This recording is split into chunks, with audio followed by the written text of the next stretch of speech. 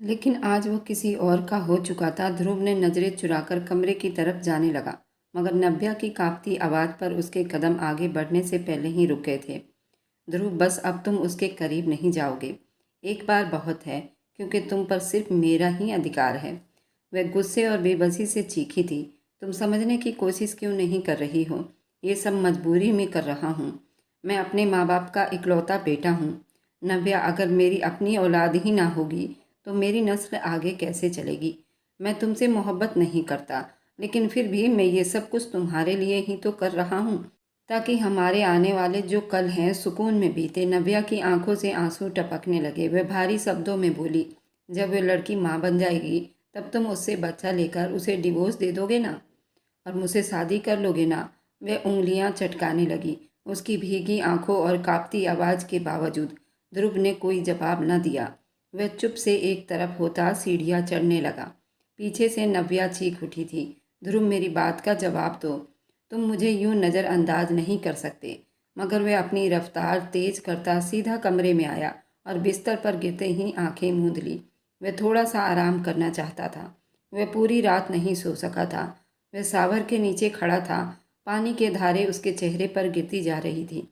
ना चाहते हुए भी दिमाग बार बार मीरा के आसपास ही घूमने लगा था।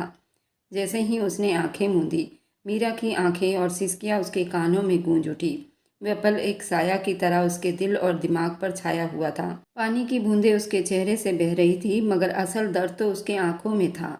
वह जानता था कि उसे ऐसा नहीं करना चाहिए था। मीरा मासूम थी, बेबस थी। वह उसके प्यार में इतना खो चुका था कि उसे होश ही न रहा। वह जानता था कि उसके साथ नरमी दिखाने के बजाय बेरहमी पर उतर गया था। और वह बात गाउन पहनकर बाहर निकला था। तौलिए से बालों को रगड़ते तौलिया एक तरफ उछाल गया था। अपनी सारी सोचों को झटकता वह फ्रेश होकर नीचे आया था। हवेली के सब लोग डाइनिंग टेबल पर मौजूद थे, सिवाय नव्या के। बलवंत राय ने बड़ी गंभीरता में पूछा, तुमने उस लड़की से कॉन्ट्रैक्ट पेपर पर साइन करवा लिए है ना? ये ना हो कि वो बच्चा पैदा करने के बाद उसकी वजह से तुम्हें या हमें ब्लैकमेल करे। ध्रुव ने सर हिलाई। पापा जी, सब कर लिया है, आप फिक्र ना करें।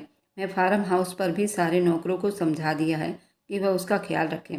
ध्रुव के पिता बड़े ही तसल्ली में होकर खाने में बिजी हो गए थे, जबकि ध्रुव ने बेचैनी से अपने पैरों को एक साइड से उस साइड बदल रहा था और ना चाहते हुए भी फार्म हाउस पर बिताई हुई रात के बारे में सोचने लगा। इतना सुकून महसूस किया था उसने। उस सुकून को याद करते वो बेचैन हो रहा था। दिल बार बार मीरा के उस मासूम और प्यार भरी प्यार को मचलने लगा था। लेकिन वह अपनी सारी सोचों को झटका तैयार होकर हवेली से निकल गया था। एक हफ्ता बीत चुका था, लेकिन ध्रुव ने मीरा के करीब आना गंवारा न किया और वह रोज नौकरों को फ़ोन करके उसका हाल चाल जरूर लेता। मगर दिल की बेचैनी कम होने के बजाय बढ़ती जा रही थी। बार बार दिल चाहता कि सब कुछ छोड़कर वह उसके पास चला जाए, मगर जिद और सब्र के बोझों तले वह खुद को बिजी रखने की कोशिश करता रहा। वह हवेली आ गया, मगर वहाँ भी दिल को उसे तसल्ली न मिली। जज्बात की आग उसे बेचैन कर रही थी। बिस्तर पर लेटे हुए भी मीरा का ख्याल एक पल के लिए ना छूटा। वह मजबूर होकर कमरे से बाहर निकला था तो नव्या ने उसे इतनी रात को हवेली से निकलते हुए देख लिया। उसका दिल एक बार फिर खून के आंसू रो दिया और उसके दिल में मीरा के लिए और ज़्यादा नफरत बढ़ती जा रही थी। रात के 2 बजे ध्रुव फार्म हाउस के दरवाजे पर पहुंचा। वह धीरे से अंदर दाखिल हुआ तो कमरे में बिल्कुल अंधेरा छाया हुआ था, मगर चुप्पी में भी किसी की भारी सांसों की आवाज़ गूंज रही थी। दरवाज़ा बंद होने के आवाज़ पर मीरा चौंक गई और सहम कर बैठ गई। ध्रुव, आप हैं? उसने कांपती आवाज़ में पूछा। ध्रुव उसके सही अंदाजे पर हैरान रह गया। तुम्हें कैसे पता चला? कमरे में तो अंधेरा है। वह धीरे धीरे बेड के करीब आया और शर्ट उतार कर एक तरफ रख दी।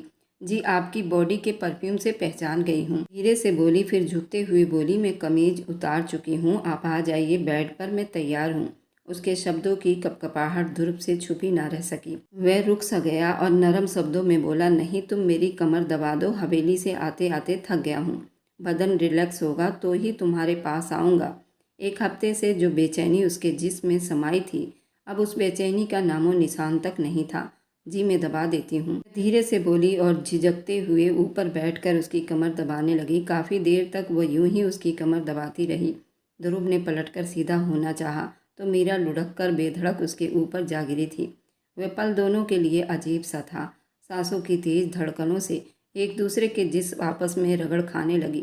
कमरे की चुप्पी और हवा उनके करीब आती सांसों से भर गई। ध्रुव ने एकदम मदहोशी में पूछा, तुम्हें यहाँ डर तो नहीं लगता ना? नहीं, मैं ठीक हूँ, मीरा ने बड़ी मुश्किल से कहा। उसकी इतनी नज़दीकी पर मीरा के दिल की धड़कनें तेज हुई थी। ध्रुव ने उसकी कमर को मजबूती से पकड़ा तो वह कांपने लगी। वह उसके चेहरे पर उंगलियां ट्रेस करते बोला, पहली बार जब तुम मेरे करीब आई थी तो बहुत रोई थी। उसके लिए मैं तुमसे माफ़ी मांगना चाहता हूँ। उस वक्त मुझे अपना होश नहीं था, कुछ ज़्यादा ही तुम पर बेरहमी कर गया। वह पल भर रुका और उसको बेड पर गिरा गया। उसकी गर्दन पर अपने होंठ रखता वह कांपते हुए बेड सीट को मुट्ठियों में जकड़ गई और अपनी कमीज पहले से ही उतार चुकी थी। वह अपनी बात चालू करते बोला, लेकिन आज मैं कोशिश करूँगा तुम्हें ज़्यादा तकलीफ़ ना हो। ये कहकर वह धीरे धीरे उस पर झुकने लगा और मीरा के वजूद को अपनी पकड़ में ले गया। ध्रुव, धीरे धीरे करिए प्लीज़, मुझे बहुत दर्द हो रहा है। वह उखड़ती सांसों के बीच बोली थी, लेकिन वह तो इतना मदहोश हो चुका था कि उसे मीरा की कांपती आवाज़ उखड़ती सांस तक न सुनाई दे रही थी। काफ़ी देर के बाद वह तौलिए से पसीना पोंछता उससे दूर हुआ और बिस्तर पर सुकून से आंखें बंद करता सोने की कोशिश करने लगा। लेकिन मीरा की हालत ठीक नहीं थी। वह अभी भी धीरे धीरे कांप रही थी। पूरे जिस्म दर्द की लहर उठ रही थी। वह सोने की कोशिश करने लगी लेकिन सो न सकी। फिर अचानक ध्रुव ने उसे अपनी तरफ खींचकर बाहों में भर लिया।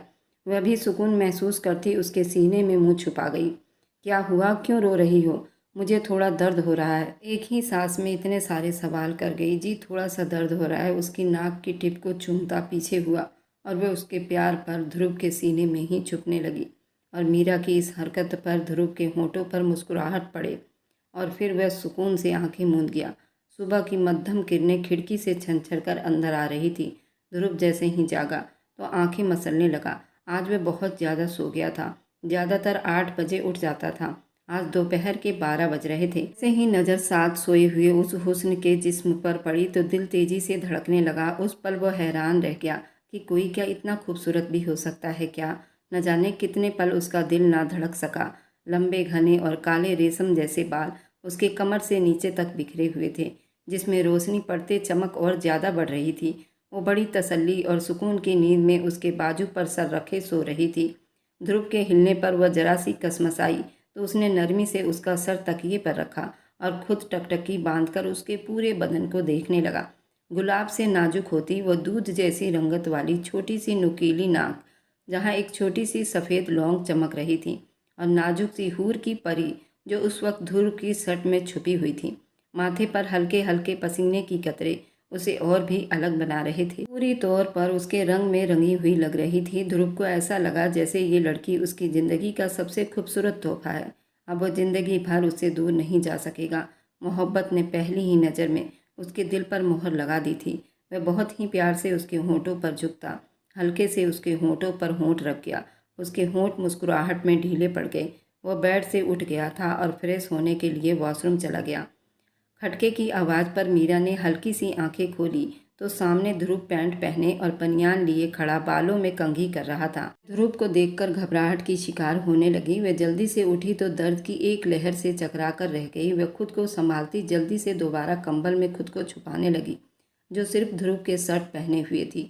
ध्रुव, जो शीशे में उसकी सारी हरकतें देख रहा था, चुप से उसके तरफ आया। वह जल्दी से चेहरा छुपाने लगी। मीरा ने शर्म से नज़रें झुका ली। मेरी शर्ट दो, वह बोला और अपनी हंसी को कंट्रोल करने लगा। मेरे पास नहीं है आपकी शर्ट। वह कहते ही जल्दी से कंबल में घुसने लगी। ये जो तुमने पहनी हुई है ना, ये क्या है?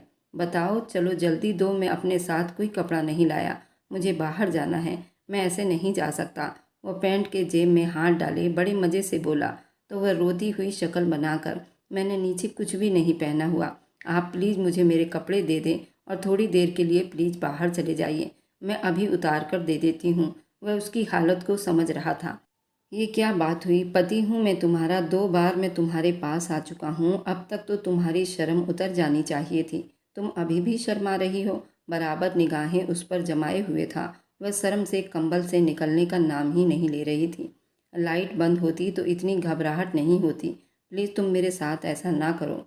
वह अब बाकायदा हाथों में चेहरा गिराए रो दी। मीरा यार, क्या हो गया? मैं मजाक कर रहा था तुम्हारे साथ, प्लीज रोना बंद करो। वह उसको बाहों में भरता प्यार से बोला। अच्छा मेरी तरफ देखो, मैंने कहा मेरी तरफ देखो मेरी जान। और इतने प्यार से बोला कि मीरा का दिल बेकाबू धड़कने लगा।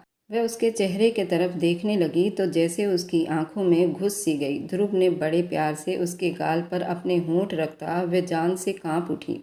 अब जल्दी से तैयार होकर नीचे आओ, मैं इंतज़ार कर रहा हूँ। वह चला गया था लेकिन वह अभी तक उसके ख्यालों से, उसके प्यार से बाहर नहीं निकली थी। वह जल्दी से वॉशरूम भागी। फ्रेश होकर वह बाहर आ गई। गीले बालों में ही चुटिया बनाकर वह साड़ी पहनकर बाहर आई थी।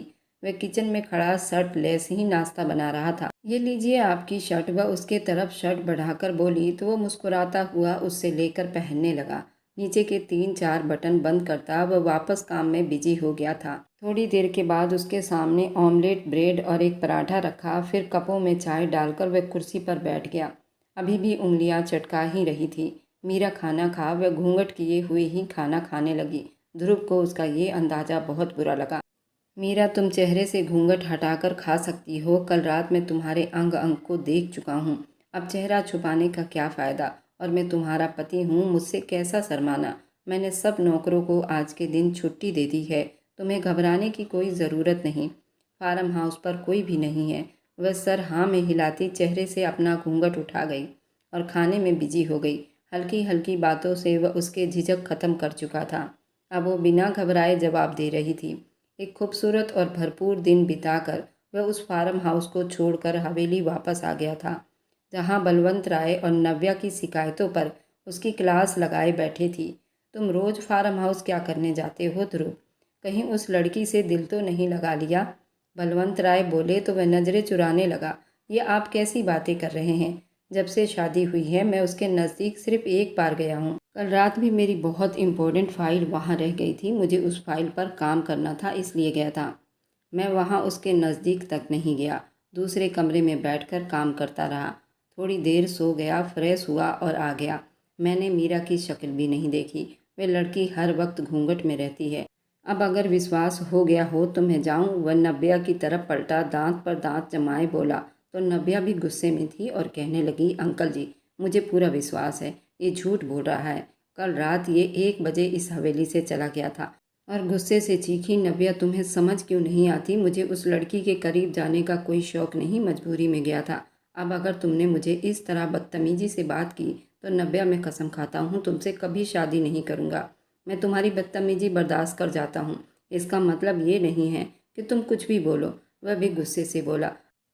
अच्छा ना ध्रुव, गुस्सा मत करो। तुम उसके नज़दीक रोज नहीं जाओगे। और उसके शर्ट के बटन से खेलने लगी। ध्रुव का सब्र अब जवाब दे गया था। वह ठंडी सांस छोड़ता बोला, अच्छा अगर उसके करीब नहीं जाऊंगा तो बच्चा आसमान से टपकेगा क्या?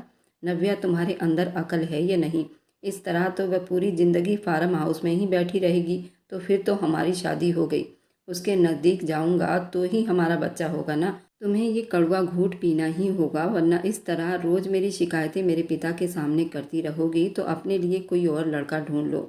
फिर मुझसे शादी नहीं करना। नव्या वह 2 टूक बात करता वहाँ से निकल गया था, जबकि वह आंखों में आंसू लिए ध्रुव को दूर जाता देखती रही। काश वह एक्सीडेंट ना हुआ होता और मेरे मम्मी पापा उस एक्सीडेंट में ना गए होते तो आज ध्रुव मुझसे इतना दूर न जाता और मैं माँ भी बन सकती थी। ध्रुव को वह सारी खुशियाँ दे सकती थी जिसका वह हकदार था। तुम परेशान ना हो नव्या, देखना वह तुमसे ही शादी करेगा। तुम फिक्र ना करो।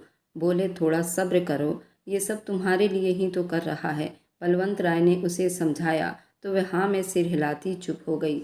जब वो हवेली बहुत कम आता था, फार्म हाउस पर ही रहता था। मीरा जो उसके सामने आने से ही डरती थी, अब धीरे धीरे वह झिझक खत्म हो गई थी। वह ऑफिस से सीधा फार्म हाउस आता। कभी वह ड्रिंक करने बाहर चले जाते तो कभी वह शॉपिंग पर चले जाते। उसका ख्याल रखने की पूरी कोशिश करता था। उनकी शादी को 2 महीने हो गए थे। वह प्रेग्नेंट भी हो गई थी। ध्रुव उसे खुश रखने की पूरी कोशिश में लगा हुआ था। वह कोशिश करता कि मीरा को किसी तरह की कोई तकलीफ ना हो। वह उसके खाने पीने का ख्याल रखता, वक्त पर दवाइयाँ देता।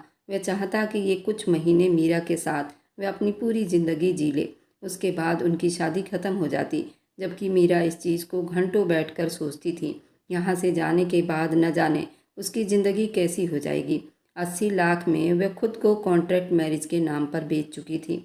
कुछ महीनों के बाद वह तलाकशुदा कहलाएगी और ना ही उसके पास कुछ ऐसा बचेगा कि वह अपने दूसरे पति को कुछ दे सकेगी। उसने सोच लिया था, जब वह यहाँ से जाएगी तो अपना बुटीक खोलेगी और खुद को बेहद बिजी कर लेगी, जहाँ ना उसे ध्रुव की याद आएगी और ना ही अपने बच्चे की। ये सोचते हुए उसकी आत्मा तक कांपने लग जाती थी। वह दोबारा शादी कभी नहीं करेगी, क्योंकि उसे अब ध्रुव से मोहब्बत हो गई थी और वह उसे छोड़ देगा। यही सोचकर वह हमेशा डरती थी, अगर वह दूसरी शादी करेगी तो उसके दूसरे पति को पता चल जाएगा कि वह कंवारी नहीं है। वह फैसला कर चुकी थी कि वह ध्रुव की ज़िंदगी से निकलने के बाद किसी और दूसरे आदमी को अपनी ज़िंदगी में कभी नहीं लाएगी। वह अपनी जवानी का सबसे खूबसूरत तोहफा ध्रुव पर लुटा चुकी थी, तो वह कभी भी दूसरे आदमी को बेवकूफ़ नहीं बनाएगी। दिन यूं ही बीत रहे थे और ध्रुव को सोते हुए घंटों देखती, जैसे वह खूबसूरत आदमी को देखने के अलावा मीरा के पास और कोई काम ही ना हो।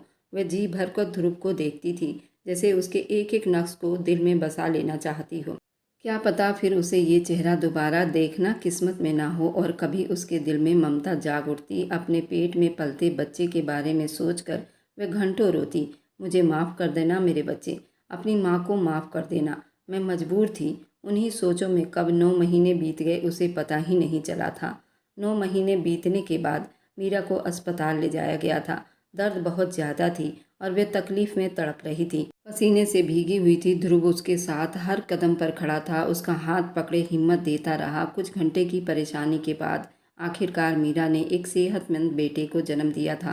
ध्रुव के हाथों में नन्ही सी जान आई तो उसकी आंखें खुशी और दर्द से भीग गई। वह पल शायद उसकी ज़िंदगी का सबसे कीमती पल था। लेकिन जब दिमाग में ये सोच पैदा हुई कि अब उसे हमेशा हमेशा के लिए मीरा से अलग कर दिया जाएगा, वह जोर से मुट्ठियां बंद कर गई। आंखों में खून के आंसू भर चुके थे। वह जानता था अगर वह मीरा को अपने पास रखने की बात करता तो घर में एक कोहराम सा मच जाता। वह भी अब मीरा के बिना नहीं रह सकता था और ना ही अब उसे छोड़ सकता था।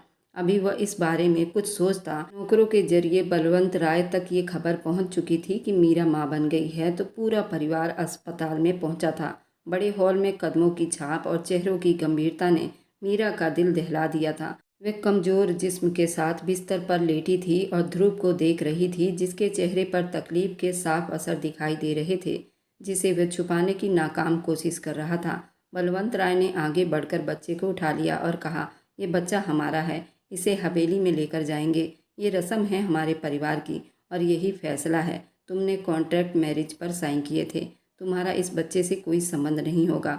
अब अपना वादा पूरा करो और इस बच्चे को हमारे हवाले कर दो। मीरा का दिल जैसे किसी ने मुट्ठी में जकड़ लिया हो। आंखों से आंसू बहने लगे, होंठ कांपते गए। प्लीज़ मेरा बच्चा मुझे दे दो, मैं उसके बिना नहीं रह सकती। प्लीज़ मुझे मेरा बच्चा वापस दे दो, ये बहुत छोटा है, मैं मर जाऊंगी इसके बिना। वह उसके सामने हाथ जोड़ते बोली।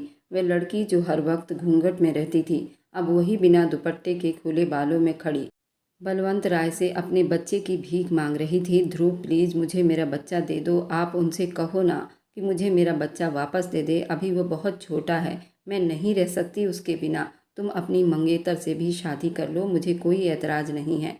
बस अपनी हवेली में मुझे अपने बच्चे की आया के तौर पर रख लो। हवेली के सारे काम कर दूंगी, लेकिन प्लीज़ मुझे मेरे बच्चे से अलग मत करो। ध्रुव अपनी तकलीफ को नज़रअंदाज करते उसके कदमों में गिरकर माफ़ी मांग रही थी। ध्रुव वही बुत बना खड़ा रह गया था, मगर किसी ने उसकी फरियाद न सुनी। औरतें और मर्द सब बच्चे को गोद में लिए एक दूसरे को बधाइयाँ देने लगे।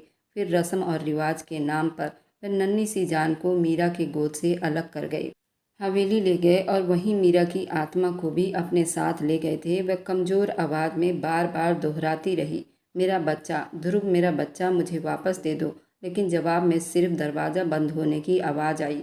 उस दिन मीरा ने महसूस किया वह सिर्फ एक सौदा था। माँ होने के बावजूद अपने ही जिस्म का हिस्सा खो चुकी थी। उसे अपने ही बच्चे पर कोई अधिकार नहीं था। उसके दिल की चीखें अस्पताल की दीवारों में कैद हो गई, मगर कोई उसका दुख सुनने वाला नहीं था।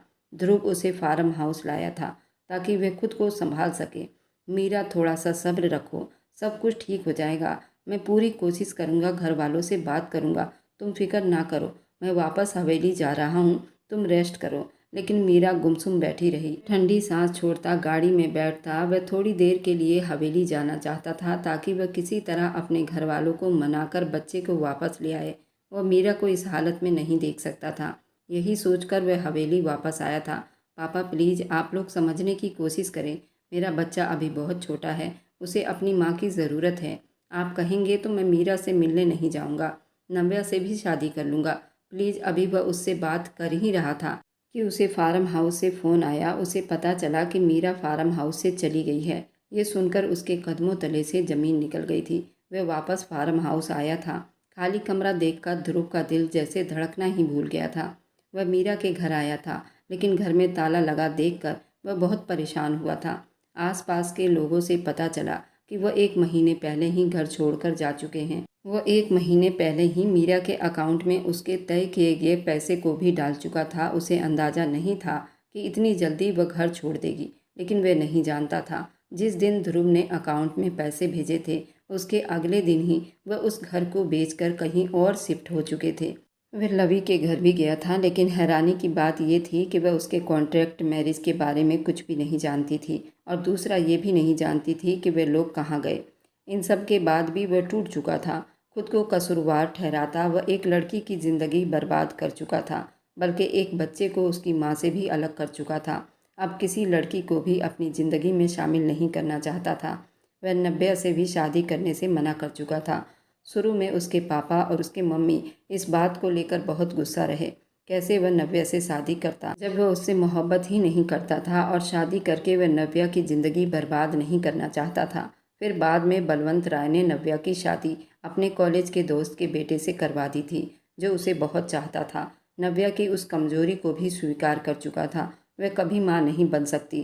पुष्कर को इस चीज़ से कोई फर्क नहीं पड़ता था, क्योंकि वह उससे मोहब्बत करता था। और भगवान का चमत्कार ये हुआ कि शादी के सिर्फ 1 महीने के बाद ही उसे ये खबर मिली कि वह माँ बनने वाली है। और फिर 9 महीने बाद उसके यहाँ एक प्यारी सी बेटी ने जन्म लिया था।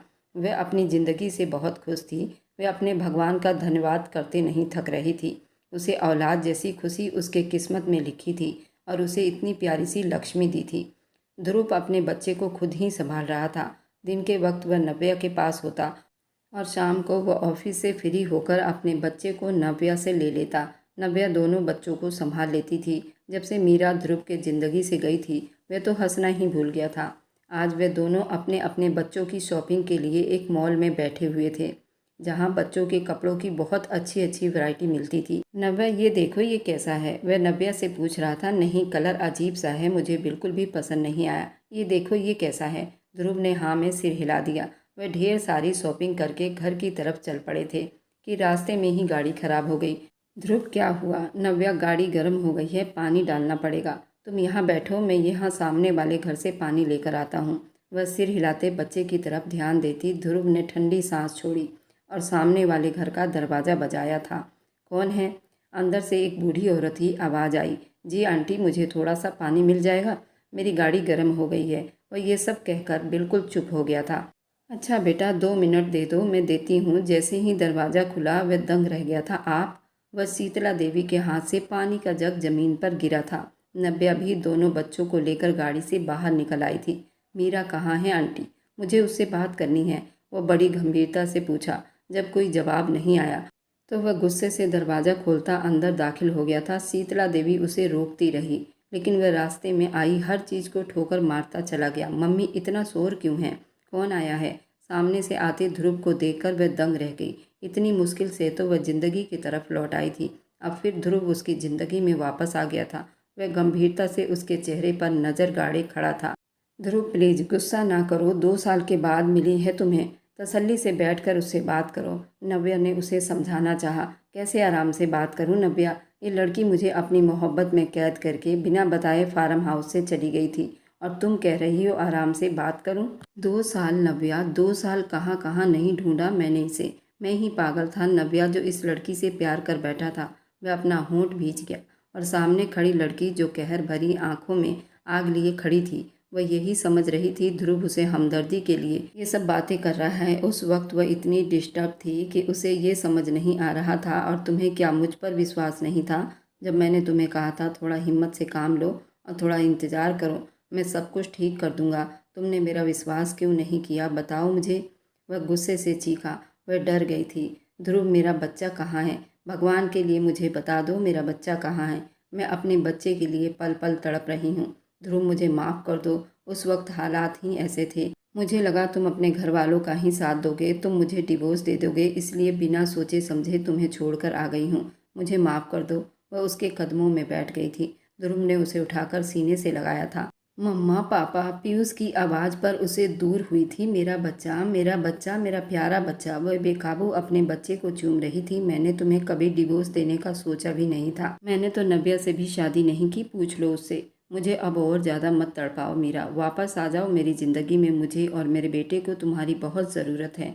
उसके सर पर प्यार से किस करता बोला तो मीरा ने नज़र झुका ली। क्या तुम मुझे फिर से अपनी ज़िंदगी में जगह दोगे? वह रोते हुए बोली। तुम तो कभी मेरी ज़िंदगी से गई ही नहीं थी। मैं तुम्हारी याद के साथ ही तो ये 2 साल बिताए हैं मीरा। मुझे तुमसे पहली नज़र में मोहब्बत हो गई थी। ध्रुव ने उसकी आंखों में देखकर जवाब दिया। वह रोते हुए ध्रुव के सीने से जा लगी थी। ध्रुव ने हाथ बढ़ाकर नव्या से अपने बेटे को ले लिया था। ये कितना प्यारा है ध्रुव। मीरा अपने बेटे को प्यार से चूमती बोली। हाँ, अपने पिता पर जो गया है प्यारा तो होगा ही ना। ध्रुव के इस बात पर नव्या और शीतला देवी ने ठहाका लगाया था, जिसमें मीरा और ध्रुव की हंसी भी शामिल थी। शीतला देवी ने भीगी आंखों से हाथ बढ़ाकर अपनी पोती के यूं खुश रहने का आशीर्वाद दे रही थी। ये थी मीरा और ध्रुव की प्रेम कहानी। और मेरी वीडियो आप लोग जहाँ कहीं से भी देखते हैं, कमेंट में अपने शहर और राज्य का नाम ज़रूर बताइए। मुझे आप लोगों के कमेंट पढ़ने में बहुत आनंद आता है और उन सभी का मैं बहुत बहुत धन्यवाद करना चाहती हूँ। जो लोग मेरी वीडियो को देखते हैं, लाइक करते हैं और शेयर करते हैं। हाँ, अगर आपको आज की कहानी पसंद आई हो तो वीडियो को ज़रूर लाइक कीजिएगा और अपने दोस्तों के साथ शेयर भी कीजिएगा। और हाँ, अगर आपने अभी तक हमारे चैनल को सब्सक्राइब नहीं किया है तो ज़रूर सब्सक्राइब कर लें। मिलते हैं हम अपनी कल की एक और नई दिलचस्प कहानी के साथ। मुझ पर सदा अपना प्यार और स्नेह बनाए रखें। सभी को मेरा प्यार भरा नमस्कार दोस्तों। खुश रहें, स्वस्थ रहें, मस्त रहें।